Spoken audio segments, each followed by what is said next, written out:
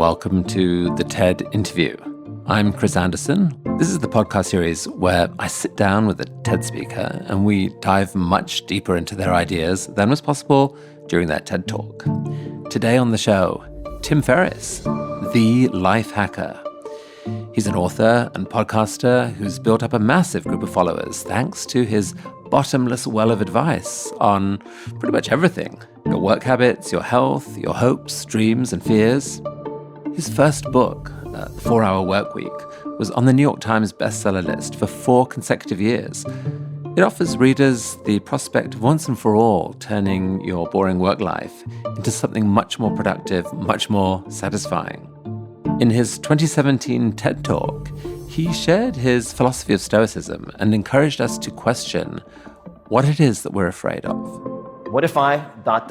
question mark. This is whatever you fear, whatever is causing you anxiety, whatever you're putting off. Could be asking someone out, ending a relationship, asking for promotion, quitting a job, starting a company, could be anything. For me, it was taking my first vacation in 4 years and stepping away from my business for a month to go to London to either remove myself as a bottleneck in the business or shut it down. In this episode, we're going to zoom into these questions, talk about the personal space they come from for Tim, and then zoom out and discuss his philosophies around them.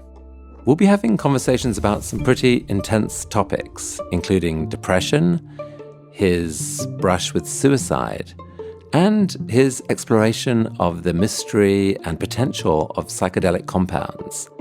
Without further ado, here's Tim Ferriss. Tim Ferriss, welcome. Thank you so much for having me. I'd love to talk with you a bit about this crazy book that kind of put you on the map. The 4-Hour Workweek. Essentially what the book was saying, based on your own experience of the prior years, that it was possible for people to move from being a drone, doing a sort of 40-hour week, working for someone else, to taking control of your life, essentially perhaps in stages, moving out of a job, doing your own entrepreneurial thing, and doing it in a way that was so efficient and leveraged, using the internet, using overseas assistance, using all kinds of efficiency tools that you spoke about to cut your actual work down to 4 hours a week, and then do all the other things that you ever dreamed of doing, from traveling the world to learning languages to poetry to whatever.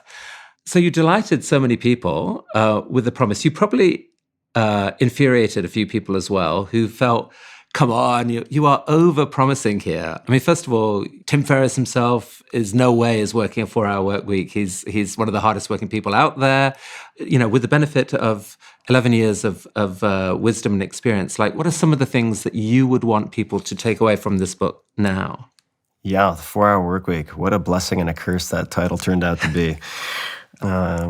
We split test titles and subtitles on Google AdWords, and the one that had the highest click-through rate was the one that we ended up using. So that was how we arrived at the 4-Hour Workweek. But the 4-Hour Workweek... Tim, just before you go on from that, by the way, that's a terrible basis for a title, because if we did that on TED Talks, every talk would be, I don't know, instant sex with the hottest person of your dreams, how to in 2 minutes. Like, the title has to bear some relation to reality, no? Well, letting the mob decide from scratch what things will end up being right. The instant sex forever $1 million lottery ticket, that's going to end up as your headline. But the 4-Hour Workweek is intended, first and foremost, to help people to maximize their per hour output, whether they work 4, 10, 40, or 80 hours a week.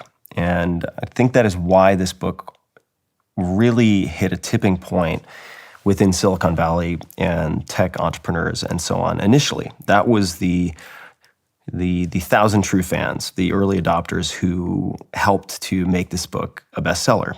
I think the reason the book appealed to many people of that set is that also people at the highest levels of finance and so on who are also working 80, 100-hour weeks, is it applied measurement and analytics to testing assumptions related to work. That would be part one. The second is that I would say the objective of that book was to check off some of the lower rungs and middle rungs of Maslow's hierarchy of needs so that people can then focus on contribution and other forms of helping and giving back. It's not just about creating some type of automated business and running around gallivanting. That's an option, but it's not the only option. So those are the two things I would point out. And I've thought about going back and updating the book or modifying it in some way, but I really, because there are certain things in that book I see, which was written when I was 29, 41 now, and they make me cringe. I'll be honest. Like, there's certain things that just make me kind of put my hand to my face and cringe, but... Give me one example. I was 29. I felt like I had a lot to prove, and I think I was puffing my chest up a bit much, and I was not public-facing at all at that point, and I think sought more validation than I do now, hopefully, and that's reflected in some of the writing. Nonetheless, there was some gestalt that book captured, which was very genuine to me at the time, and still is genuine, but it captured my life at that point. Is it the case that, when you look at people out there, you can think of two different kinds of people who are essentially spectators of a kind, that they view their lives as things to be navigated, to be survived. And then there's a different kind of person who wants to say, wait a second, I could be the author of my future in a more explicit way in some sense. Is that a meaningful difference, first of all? I think it is. I think that another way to delineate might be looking at those people who, on a day-to-day basis, spend the majority of their moments reactive. And so you have mostly reactive, then you would have partially reactive, partially proactive, and then you have mostly proactive. Yeah, so that reactive, proactive thing is interesting to me, because I often think of myself as containing, there are multiple me's inside this head. But the two me's that I think about most and sort of worry about most almost is what I would call the sort of instinctive, reactive me that I associate with years and years of biological evolution, this sort of very complex biological thing. But then there's this reflective me, and it's the thing that is capable of editing the rest of what we do. In many ways, the agenda that I personally crave and that I think you encapsulate in so many ways is how to give that reflective self power in the battle between the two selves. Definitely. It's not a matter of mutual exclusivity, but the reactive versus reflective is something that I've spent a lot of time thinking about, in part because I think I've spent most of my life being highly reactive, having anger as a go-to default response to many things, having aggression and strong offense as this romanticized approach to conquering life. But ultimately finding a lot of my behavior really self-destructive, and that what I viewed as my internal voice was not, in fact, my internal voice at all. I didn't choose the voice in my head. It was absorbed by people around me over childhood, and it was time for a revisit. The reflective capacity can be cultivated, and I say that as someone who I think was very, very weak in that department for decades, and went to stimulants and depressants and so on to self-medicate to manage around it. So I think it's important to establish for people the baseline, which is not me coming out of the womb and like judo chopping the universe with conquering insecurities from the get-go. I had a lot of what I would view as emotional deficits that led me to look at a lot of these things. Well, one of the deficits, for want of a better word, that you spoke about I think you recorded it 10 years ago, it was the idea of how if you could overcome fear, you could do amazing things. And, you gave these three examples of how, despite being terrified of water, you learned to be a very good swimmer, how you learned Japanese in an impossibly short time, and how you became a tango dancing champion somehow in some ungodly way that just seemed kind of like almost beggared belief. I would want to highlight also the fact that the swimming that you mentioned was basic swimming to begin with. Let's just talk about being able to swim to and fro in a pool was something I could not do until I was in my 30s. And it took me a long time. That is someone who grew up on Long Island surrounded by water. The first question I'll very often ask when looking at any field, and I'm sure many people throughout history have done this, I'm just one in a long list, and that is, who is good at this, who shouldn't be? So if that's ultra-endurance running, who doesn't fit the mold? Who isn't built like a spider? Or in learning a language, who has learned, say, a supposedly difficult language for a native English speaker like Chinese, Mandarin, late in life? Is there a single example? And if so, what did they do? And these are questions, certainly any search engine can help you do some preliminary searching, but you could also, as I did, I would go to anyone I knew who seemed to know how to swim and ask them how they learned to swim, particularly if they were adult onset learners of a given skill. It does not have to be complicated. So the way you tie those things together and find a common toolkit is over time as you begin to ask this question for anything, whether that's learning Python for coding or learning acro yoga, whatever it is, like who is good at this, who really shouldn't be?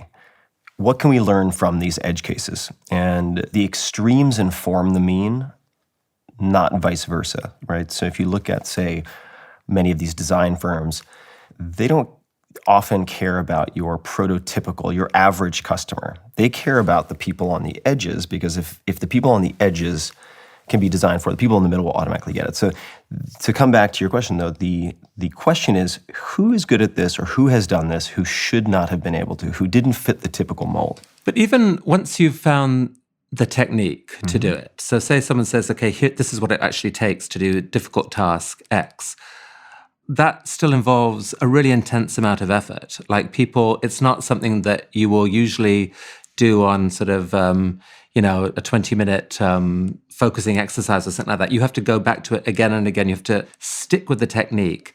And I suspect that's where most people fail, don't they? They don't have your, perhaps I could almost use the word obsession with when you get something that you are going to master something, you grab it with crocodile teeth that just sink into it and won't let it go until you have it. Some people don't have those crocodile teeth.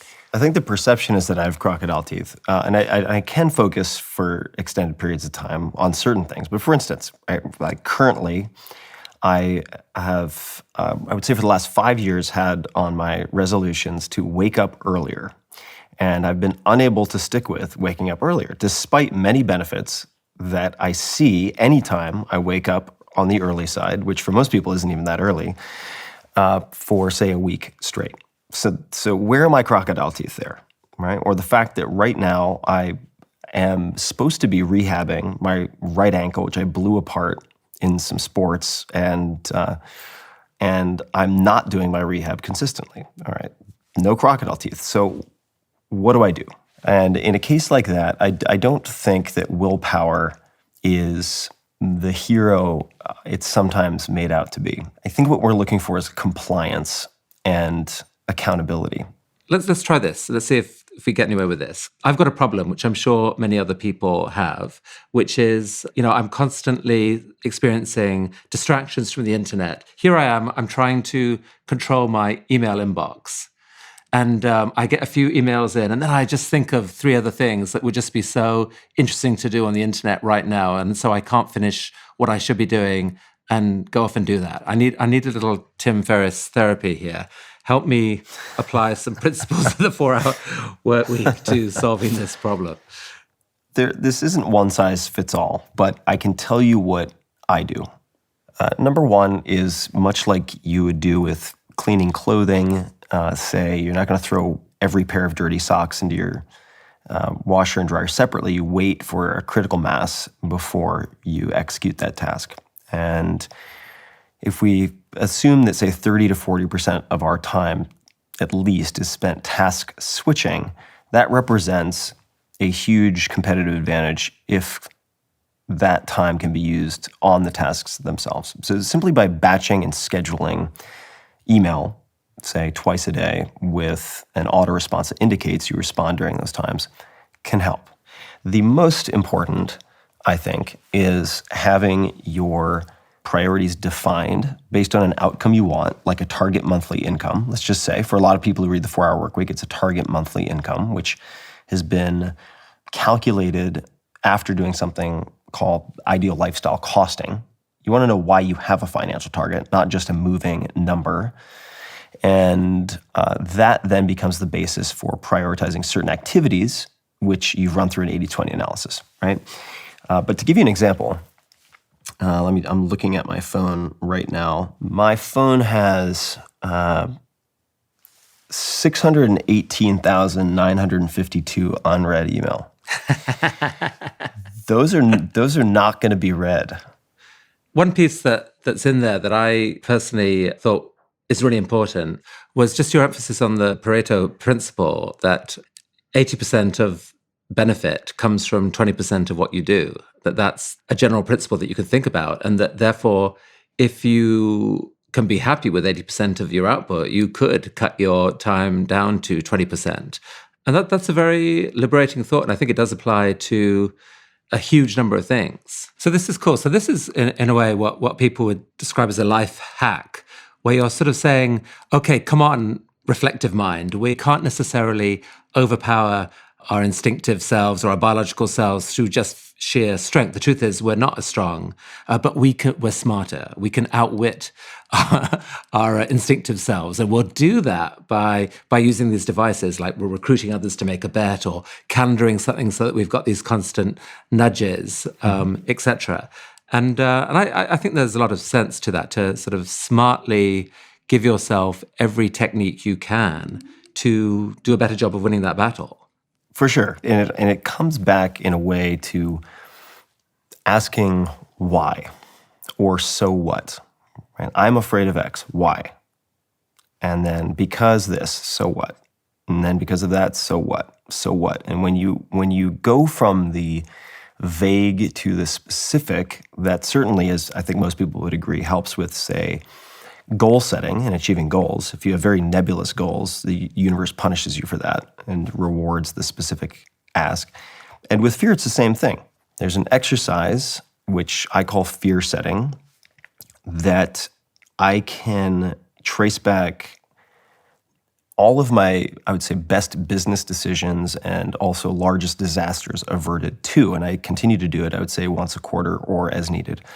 And there are 3 pages. It's very simple. I tend to do this by hand. I do think there is something in the single tasking of working on paper that helps with this exercise. But the first page is to put at the top of the page, what if I X? And that is something that you fear doing. That could be breaking up with someone. That could be asking someone out. It could be starting a business. It could be quitting your job. It could be anything that you feel is important, but that you've put off.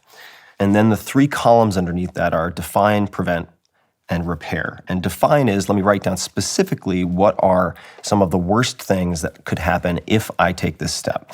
So you want to get, say, let's just call it 10 to 15 of those. And then you go to the next column, prevent. What could I do, if anything, to even a tiny bit decrease the likelihood of each of these things happening? So preventatively, what could I do? And then the last is repair. So if each of these bullets came to pass, what could I do to temporarily get back on my feet or repair the damage? That's page 1.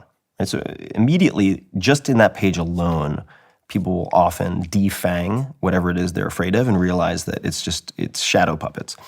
The second page is what might be the benefits of a partial win or a base hit. And so let's forget about knocking out of the park and building a huge business that is a unicorn within 12 months. No, it's like if it were a partial win, what could be the benefits? What relationships might you develop? What skills might you develop? What might you learn about yourself? How might you increase your confidence? Whatever it might be. That's page 2. Page 3 is really important, and I would say the most overlooked psychologically, which is what is the cost of inaction to me and to those I care about, those people around me? And just telescope out. Like if I change nothing, if I continue doing exactly what I'm doing, what are the costs, say 6 months, 12 months, and 3 years from now, emotionally, financially, physically, if I don't change anything? And what that does, I think, for a lot of people is show them that the biggest risk, if we're defining risk as the likelihood of an irreversible negative outcome, is actually continuing to do what you're doing, which you might think of as not changing anything or not making a decision, but you are making a decision. You're making a decision to remain in your pattern, whatever that is. Yeah, so and what's clever about that is that given that so many of us spend so much of our time essentially sleepwalking into the future, we are, we're on automatic. We're in a job or in a relationship or whatever, and there's a routine to it. And yes, the habitual nature of so much of what we do means it's very unlikely that will change. This is a way of putting next to each other something that is imagined, but anything that is imagined is harder than something that you're familiar with, but is not going anywhere. And so I can see that's a powerful way of, especially of giving people the courage to make a hard decision, like, I don't know, to leave work and do a startup or whatever it is. Totally. That could be powerful. If I could add one more thing, what it also does is on that first page, when you're asking what if I blank, and then you have define, repair, prevent. In the repair column, like what could I do to mitigate the likelihood of this worst case scenario for all those, say, 10 to 15 bullets? What it also often shows you is that it's not an A or B choice. It's not remain fully employed with my current employer or throw caution to the wind and risk my home by being a full-time entrepreneur. You may realize, like, oh, I could work for someone else part-time and then, say, moonlight on weekends on the business until it's proven, and then perhaps take the jump. So you realize it opens up other possibilities at the same time.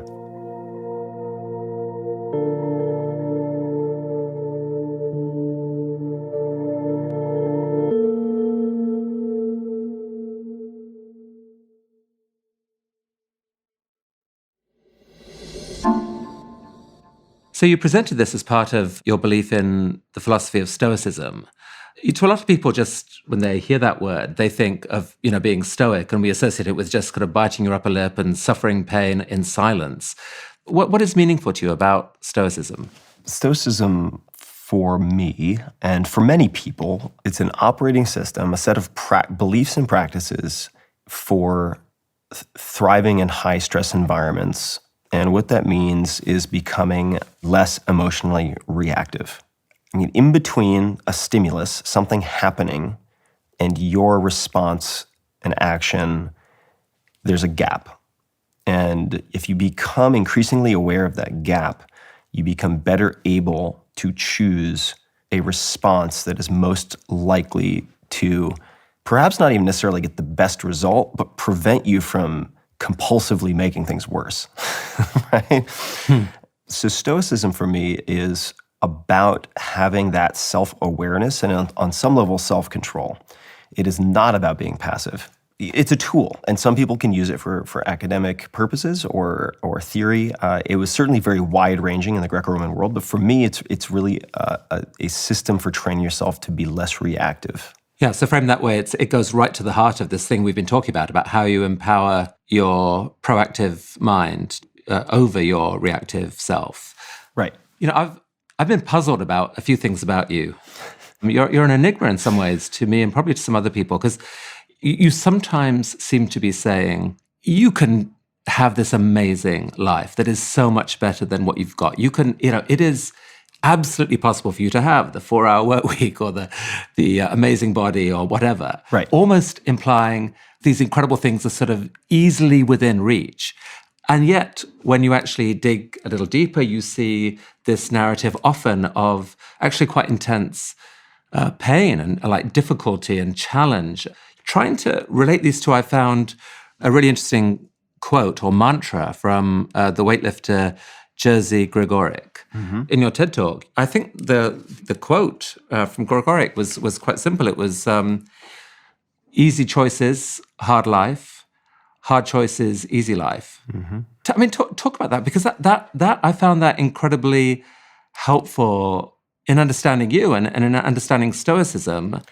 Yeah, it's a great one. So like you said, it's the easy choices, hard life, hard choices, easy life. I think Jersey really touches on one of the most important principles, which is if you always take the easy fork in the path, whether that's succumbing to an impulse to eat garbage food, whether that is drinking too much and having all the consequences that follow that, you will have, in a macro sense, a very difficult life. And you'll have many challenges and many problems. If, on the other hand, you regularly choose the harder path, then in a macro sense, you will have an easy life. That's very, very near and dear, I would say, to me, because I don't do a lot in the sense, if one were to look at me on a day-to-day basis, I waste a tremendous amount of time, or I seem unfocused, and I am unfocused, I think, for a ridiculous percentage of my waking hours. However, I am very good at isolating things I am fearful of, which are very often uncomfortable conversations, uncomfortable asks, facing uncomfortable situations. And I think that success in many areas of life can be measured in the number of uncomfortable things you are able to do, or uncomfortable conversations you are willing to have.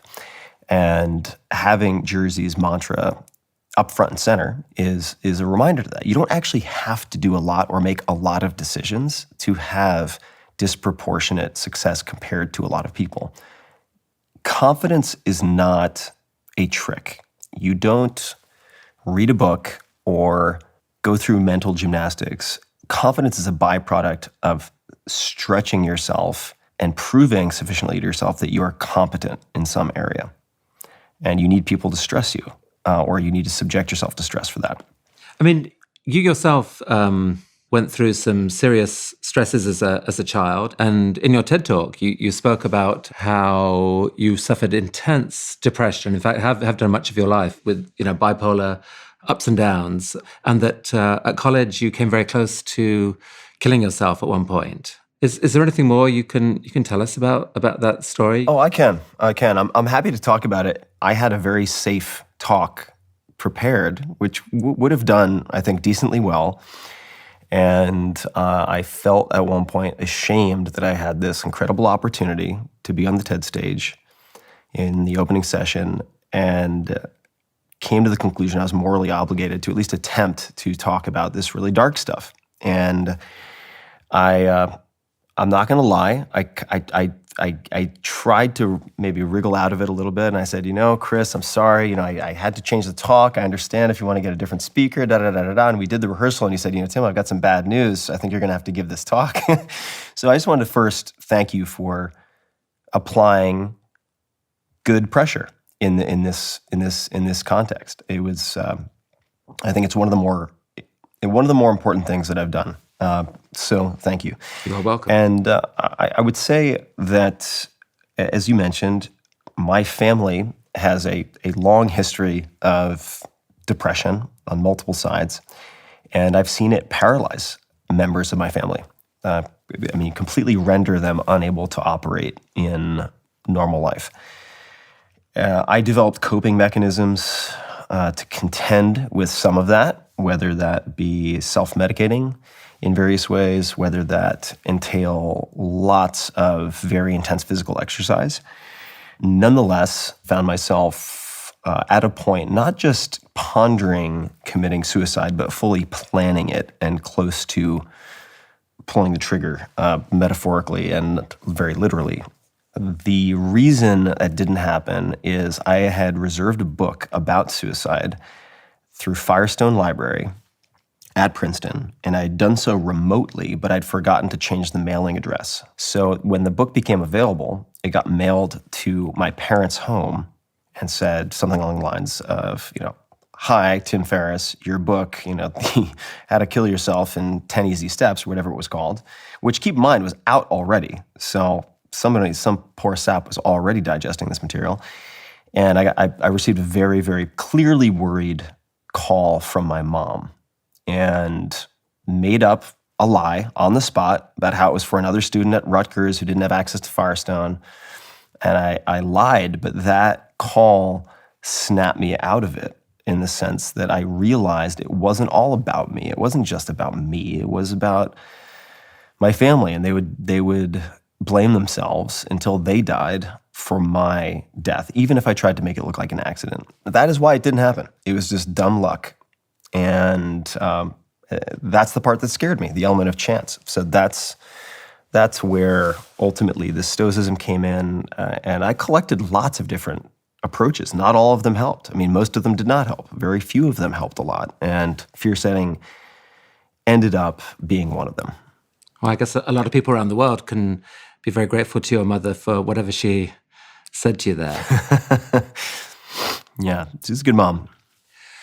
So help me with this, Tim, because I'm puzzled about this bit as well. Because in many ways, it feels like one narrative of you is that you're someone who, you had these demons in your head. You suffered frequently from depression, but I mean, there's no narrative of your life that isn't remarkable. I mean, it's remarkable the things that you did. Like you spoke about how close together fear and anger are. Depression is I don't know if that's a bedfellow or not, but are you able to make that link up that chain of sort of from depression, I'm fearful of this, okay, I'm going to turn this into anger and use this to go and punch the hell out of that punch bag, metaphorically, and get stuff done. Talk to me about what you have learned and how we should think about this. Yeah, this is a really important subject with many different angles and perspectives. I would say that anger got me out of Long Island, right? Without that jet fuel, I don't think I would have fought in the way I fought for things and ended up in certain places. But many of the behaviors that we carry into adulthood have outlived their usefulness. So I don't think maligning and hating those parts of yourself, at least in my experience, to be very useful. I think that is very detrimental. On the other hand, saying, thank you depression, or thank you anger, thank you neuroticism, anxiety, because you served a purpose at X point in time. You helped me to do A, B, and C, but I'm going to put you on the shelf now because I have other tools. I do not have to have this as my default. That's observation number one. Number two is that it's seductive and I think dangerous to romanticize deficits or risky behaviors. You see artists do this all the time with drugs, heroin use, cocaine, claiming that is what allows some of their creative breakthroughs. I would just pose a question, which is it possible that you are succeeding despite those behaviors, not because of those behaviors? And one could make a compelling argument that is often the case. And if you're unsure, is it perhaps worth experimenting, trying to modify that behavior because you will feel better and have more inner peace for a period of 1 or 2 months and see if your previous assumption still holds true? I think initially, right out of college, I looked with a confirmation bias for people diagnosed as depressed or with manic depression who painted it as one of the primary causes for their successes or breakthroughs or fill in the blank. And that gave me permission to not address it in some ways, to try to ride it like a roller coaster and to view it as some like genetic determinism that couldn't be changed. So I've realized that is also a pitfall, at least for me. And I've become much better at moderating the downswings and attenuating the duration. And I'm sure I have many blind spots, but I've not found that to compromise my higher energy periods, oddly enough. I just haven't found that to be the case. I like how you responded to that, because we definitely all have this hunger for a narrative, for the right story, the right self-story. And so often we find a way of telling ourselves a sort of like a healing story about our own past. And I think there is health to that, but there can also be self-denial and a kind of over-romanticism, as you put it. Tim, I actually want to ask you a bit about a topic that you've spent more and more time on now. you used to spend a lot of time and effort in sort of startups, investing in startups, and you've shifted recently. Tell me about that shift. I have shifted quite a bit. As you mentioned, the investing and advising with tech startups, Facebook, Twitter, Uber, and stopped that, I want to say about 2.5 years ago, and reallocated almost all of the energy and capital related to startups to supporting science related to predominantly but not exclusively psychedelic compounds. And this is true at Johns Hopkins. It's true at UCSF. I mean, some of the top research institutions in the United States. I'll be doing more in Europe in 2019.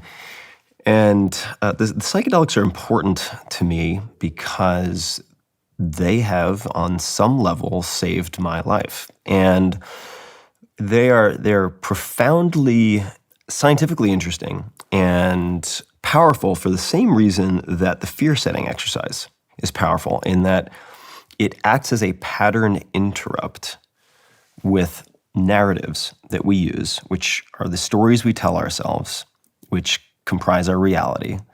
You can experience a pattern interrupt whereby you are able, and this is not 100% of the time for all patient populations, but you are able to see what life is like with a different narrative without, say, nicotine addiction, without alcoholism, or without an eating disorder. And you have people rating these experiences afterwards. If you look at, say, some of the Hopkins research with Roland Griffiths and Matt Johnson as the top 3 most meaningful experiences of their lives, right along a child being born. And this is a persistent effect that can be seen not just 24 hours later, which is long after the drug has left one's system, but 3, 6 months later, 12 months later. For that reason, I've really become a student and supporter of this science. There's been an explosion of interest in this in the last couple of years. Michael Pollan has this book out, How to Change Your Mind. And yeah, it's been amazing to read about these different research programs that are going on. Psilocybin used, I think, for cancer patients, where there seems to be real evidence that it is absolutely transformative in how they view their life situation, that the sort of depression associated with that kind of diagnosis is dealt with really profoundly. And I'm guessing that is a big part of the interest for you, is that this may well be effective treatment for depression beyond that specific situation. That's right. And I, along with my readers of the books and listeners of the podcast, have also crowdfunded studies. For instance, one related to treatment-resistant depression at Johns Hopkins. The results haven't been published yet, so I can't talk about them, but I am optimistic that it will be a very good investment. You said that these compounds had changed your own life. So definitely hard to talk about. But could you tell me a story about what it might feel like to take, say, psilocybin, how you think of that experience and how it has impacted the experience of depression? Sure. I can give some examples. If you can imagine that you could hit pause on the normal tape that is always playing in your head, that you may not even realize is playing, but let's assume for the time being we all have tapes playing in our head. If you could hit pause and see the objective reality of a given situation, whether that is a present situation, say a challenge in your marriage, or childhood trauma, it's hard for me to overstate or overemphasize how powerful that can be. In my case, I could talk about letting go of anger. I could talk about certainly things that have helped with the depression, but there are things that I have been able to recall from early childhood and process those experiences as an adult from an observer status, almost like I'm watching a replay of a videotape without a fear response, and feel, to peg a number to it, let's just say kind of 30% of the fear and the subsequent depression or anger just drop away. I have had those types of experiences and that have fundamentally shifted the tectonic plates of my reality in a way that has positively remained shifted after one experience. These compounds are a pattern interrupt. I know I said that before, but if one were to view the objective of, say, meditative training or talk therapy, on some level, getting to a point where you no longer identify with certain emotions or feelings or labels. You no longer say, I am always angry, but rather I am experiencing this thing called anger, and I can choose how to respond to that or not. To get to that level of self-awareness can sometimes take years. It can sometimes never come at all. And many patients seem to experience that 0 to 1 shift after 1 to 3 sessions with some of these compounds. They're very poorly understood. Because they are Schedule 1, there are many regulatory hurdles and processes one needs to go through to do these studies. And to procure legally usable psilocybin, synthetic psilocybin, it is very expensive. Right? That is part of the reason why I have shifted my focus to helping a lot of these scientists who, even though it's a hot topic now and people are beginning to see very clearly the value of these compounds, yeah, there are people who risk their careers for decades. That's part of the reason why I'm shifting so much. So the philosopher in me has a question for you about this, because when people who've taken these substances, they report often that they lose their sense of self. They see the world in a new way that is revelatory to them. What's your own view about what is actually going on here? I mean, this goes to questions like, what is consciousness anyway, and what is the brain doing when it gives a person a sense of themselves? Are you literally tuning into a different actual reality, or is this basically a valuable illusion? Yeah, this is I suppose the big question, or certainly one of the big questions. I'm not a neuroscientist, although I like to hang out with neuroscientists. I will say that I have observed on many occasions, and people who've spent a lot of time in this area, at some point will observe, say, multiple people in a room having the same vision or appearing to see the same thing, which could be a glimpse of something or an entire scene unfolding.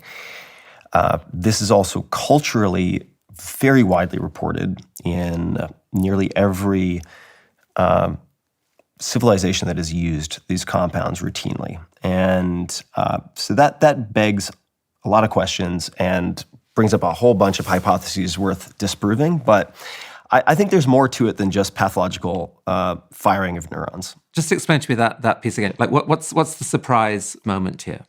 Yeah, let's go crazy for a second. So things that are somewhat routinely observed, and this could be picked apart and explained away by any number of coincidences in most cases. But I have seen people singing in languages they don't speak, which has been corroborated by other people, or in languages that I happen to speak that they do not.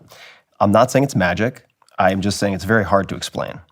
When I mention shared visions, what I mean by that is in these hallucinations, and I do think a lot of it is just internally generated, but if we were to consider the possibility that perhaps, like Aldous Huxley wrote in Doors of Perception, that the mind is a reducing valve that has evolved to help us by filtering out most stimuli so that we can optimize for kind of feeding, fighting, and fornicating, then perhaps psychedelics are opening that valve enough that things that are already present are able to be perceived, or we are much like a television set in so much as the pictures are not being generated internally but being received. Again, a lot of neurobiologists would just hate this. People in a room, to answer very specifically, might see a woman shrouded in white who walks around a room and does A, B, and C. And two people in the room separately the next day recount that story to a third party, right? So it's not two people talking and saying, oh yeah, that's what I saw. I'm not talking about that because that's easy to explain away. I'm talking about sort of two people independently talking to yet a third person about exactly the same thing. You see a lot of weird stuff. I mean, I'm completely fascinated by this, but also, we don't know what's going on.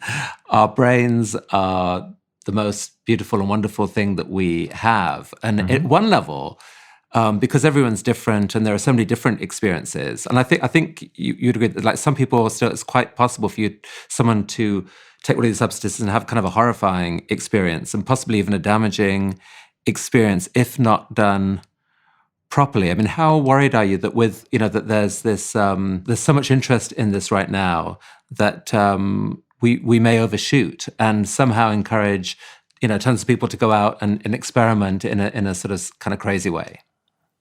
It scares me to death, quite frankly. Whenever I am interviewed or asked to comment on this stuff, I try to be, on some level, the voice of caution and reason, because it's entirely possible, and this is, anyone who claims the contrary is either delusional or not informed enough, that these compounds, when consumed by people, for instance, who have a family history of schizophrenia, can accelerate the onset of schizophrenic symptoms, or at least appear to, and in unsupervised settings, very bad things can happen. There are a multitude of dangers. If you take something like ayahuasca while you're taking SSRIs, you can suffer from serotonin syndrome, which is very dangerous. And people do die. I mean, they go down to, say, South America for tourism, and they're referred to someone who doesn't know what they're doing, and then they wander off in the jungle and they trip on something and get impaled by a stick. I mean, this stuff happens on a regular basis. So these are not to be trifled with. The way that I present these things is a set of extremely powerful compounds that should be respected and treated with great caution. And if you are considering using any of these things or looking into them and doing homework, you should consider it like akin to having neurosurgery. You wouldn't go on Craigslist and just grab the first person who's advertising neurosurgery and have them come to your house with a slow cooker and a drill from Home Depot and get to work. That is not what you would do, yet that is precisely what a lot of people do with psychedelics. You can really unravel and go untethered if you use these things improperly or irresponsibly. I do not want these things to be in the tap water. I do not want these things to be available over the counter at gas stations. I think that would be a terrible idea. I do think, though, having seen what they can do with what are perceived to be intractable, unsolvable problems, we need to research these things. I mean, they should be the highest priority within psychiatry. And to do that, you have to reclassify them. You just have to. Otherwise, what you could get for $50 on the street in magic mushrooms, you end up spending thousands of dollars per subject in a lab who's trying to do it above board. And that strikes me as ridiculous. Okay, so this has become your main focus. This is what you're spending time and effort into, trying to encourage this type of research. And I guess that in your dream is that at some point in the foreseeable future, these substances are not only used for the things that they're being researched for now, like terminal cancer or PTSD, but that would kind of be the ultimate life hack in many ways, if we could safely prescribe this for depression. Yeah, it's going to require a lot of infrastructure and trained therapists, but I'm optimistic. I think that MAPS.org is doing some fantastic work with MDMA. You have other organizations and certainly a lot of universities, Hopkins, UCSF, Yale, NYU, all doing really good research, and many, many others. Imperial College out of London. It's an exciting time. Tim, I have to say this has been a mind-blowing conversation. Really, really, really interesting. Thank you for being so open, so clear, so provocative. So your life really is a remarkable one, and I look forward to tracking your journey and continuing to learn from you. So thank you so much for this time. Oh, well, likewise. Thank you for having me on. Always a pleasure.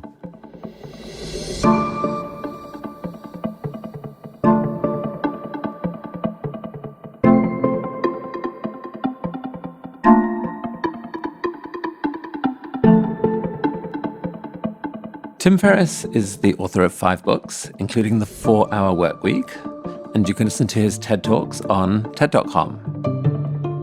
If you enjoyed this episode, please rate us and review us on Apple iTunes or wherever you listen to your podcasts. If you know someone who you think would benefit from some of Tim Ferriss's life hacks, please feel free to share this episode with them. This week's show was produced by Megan Tan. Our production manager is Roxanne Hylash. Our mix engineer, David Herman. Our theme music is by Alison Leighton-Brown. Special thanks to my colleague, Michelle Quint. I'm Chris Anderson. Thank you for listening.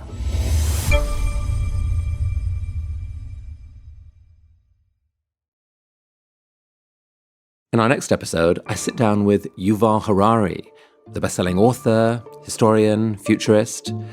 We'll be talking about some of the threats to humanity, including the widespread collection of our personal data by governments and companies. The really important thing about what's being accumulated, especially in the US and in China, is the ability to hack human beings.